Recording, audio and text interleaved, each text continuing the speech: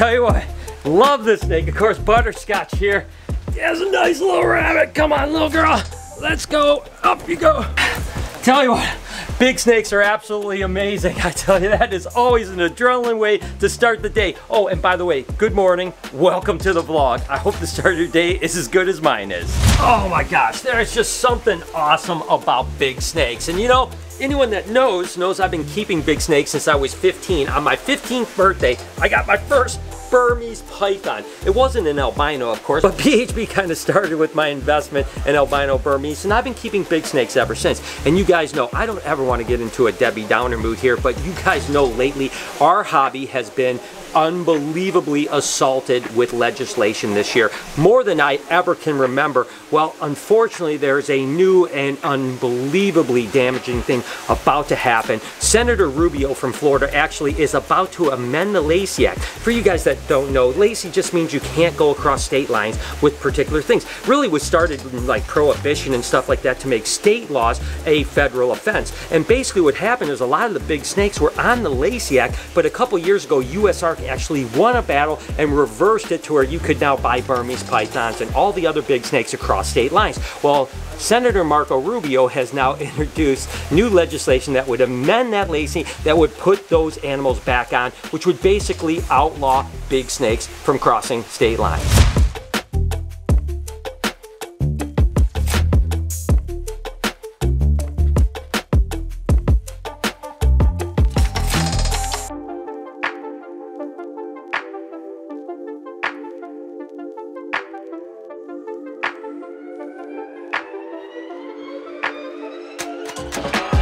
Okay, Lucy, come on, girl. Come on, come on. Whoa! Woo-hoo! Tell you what. Whoa, whoa. Come on, girl. Come on. Come on, girl. Oh, whoa, ow! Sheesh. Whoo, I tell you what. That is an impressive snake. And the fact is guys, big snakes are absolutely amazing, and they're really misunderstood by most people. Now, don't get me wrong, Rubio from Florida is probably worried about Florida and invasiveness. There's an issue down there, I get it. But the fact is that, you know, this legislation was really based on the fact that these snakes could potentially even get loose in Michigan and live and take over. We know that can't happen. With the exception of a couple areas in the country like Florida, these snakes can't live in the wild, so there's no reason to put them on the Lacey Act, which would cause interstate traffic. By the way, a felony and jailable even if you did it. So essentially, the thing that I'm so worried about is the fact that I use these animals for education all the time. If someone in Ohio or Illinois wanted me to come and bring animals to an educational show for schools or for a birthday party or whatever, I would be literally breaking the law and committing a felony if this law were to actually go into effect. It actually was in effect for a few years, and thankfully USARK actually got it reversed, and now we are back to this point, guys. I am absolutely freaking out because, listen, I can't imagine life without these guys, and I can't imagine the fact that I can't bring these guys out of state, or I can't get, let's say a guy has a cool new reticulated python or Burmese python or an anaconda. Think about this, if I produce Ivy and Aries, I couldn't sell them out of state. I could only sell them in Michigan, and that way I wouldn't want to breed them, right? Because I don't know that I could find 25 people that I would trust to have a big green anaconda in the state of Michigan. So this is absolutely amazing. This is why we have to support USARK. Link in the description, usark.org. They are our only hope to defeat something like this. Or I'm telling you what, guys, in generations to come, big snakes like Lucy here, Sunrise, Butterscotch, you name the big snake, you're not going to see them. They're going to be gone, and that's going to be absolutely a disaster for the future of our ecology and understanding giant snakes.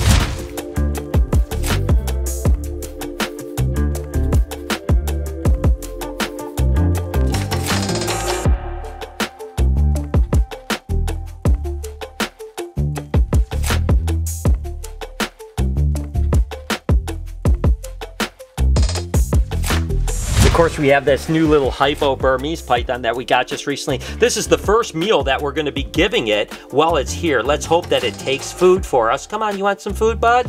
Ah, look at that. And of course, we don't have a name for this little girl yet. She's a Hypo Burmese python, and we still need a name. So down in the comments, I'm still looking for that perfect special name for this girl. But again, I mean, look at how cute that little snake is. Now, I get it. Snakes get big like this. You know, she's going to be 18 foot one day or close to that range. And I get it. Not everyone probably should own an 18-foot snake. I get that. But to really punish the entire country and to take away our ability to cross state lines with all of these snakes is just absolutely crazy. You know, listen, I I don't make a living now breeding and selling big snakes across state lines, but a lot of my friends do, you know, and it's going to really damage a tremendous amount of the economy, not only with their businesses, but the people that they work for. Not to mention, I just look at it from an educational standpoint. The fact that, you know, everyone remembers that time when someone came into their school with that 10-foot Burmese python, and that was a memory, right? And the fact that we won't be able to do that across state lines is just absolutely ridiculous. So again, guys, I don't want to have this as a downer. I'm just telling you, please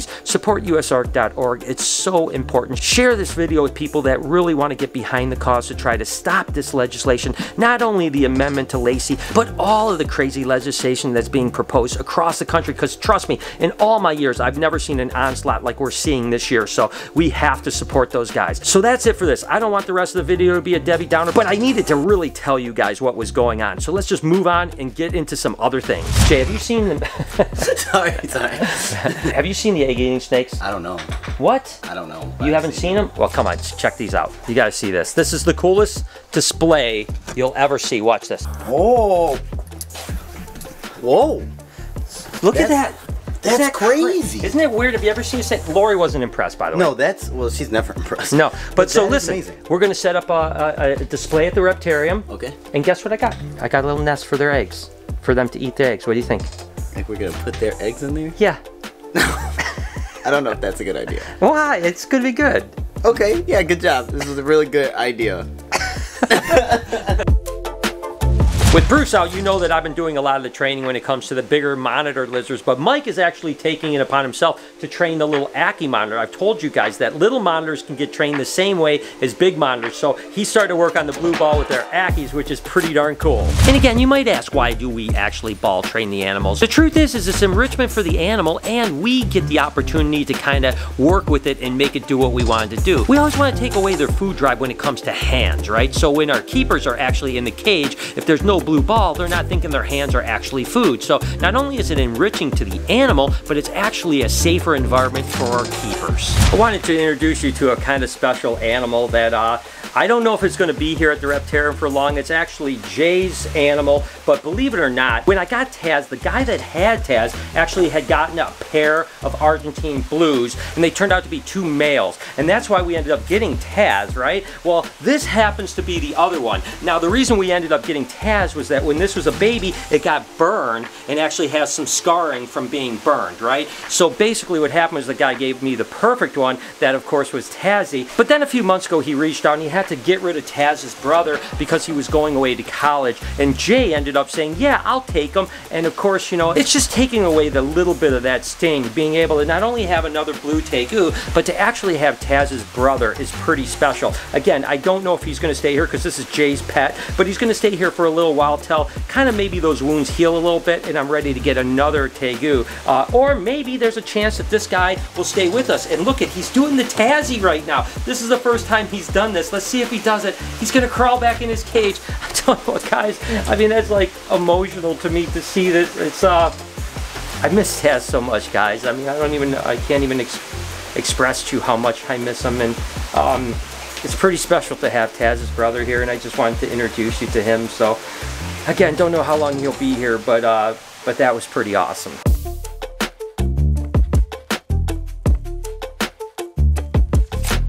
Pretty excited. I've got Johnny's Treasure Quest in the house. You guys do all kinds of really cool stuff. Like there's treasure hunts that you guys do all the time. Real treasure hunts. Real treasure. Beginning in April. There's 16 of them. 16 of them. I'm going on one of them for sure, right? Dude, we're getting in. All right, so we're going to have some fun, and I'm taking him into my world. We're going to see some reptiles. This is my life right now, working with colubrids, but that's fine. I'm kind of excited. The feeding is going really good. I've actually got everything organized, starting to put males in with females. So right now I'm feeding. Tomorrow I will separate and put the males back in, and hopefully we'll have a really good breeding season.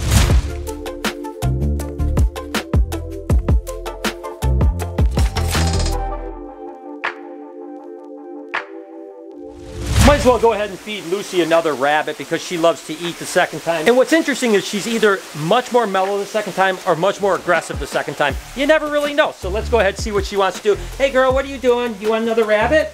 Want another one, sweetie? Oh, yeah, nice. That was pretty much a relatively mellow strike there. She's so good. So, again, big snakes. I mean, they're amazing, guys, and we got to fight for our rights. There's no doubt about it. Again, link in the description, usark.org.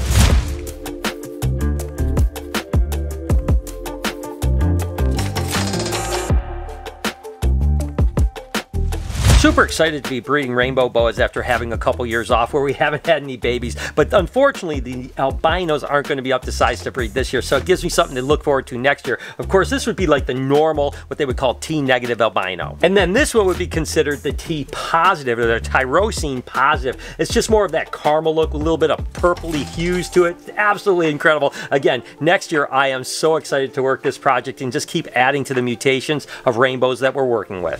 So we have the Eggy Snakes. Now Brian's gonna put them at the reptarium.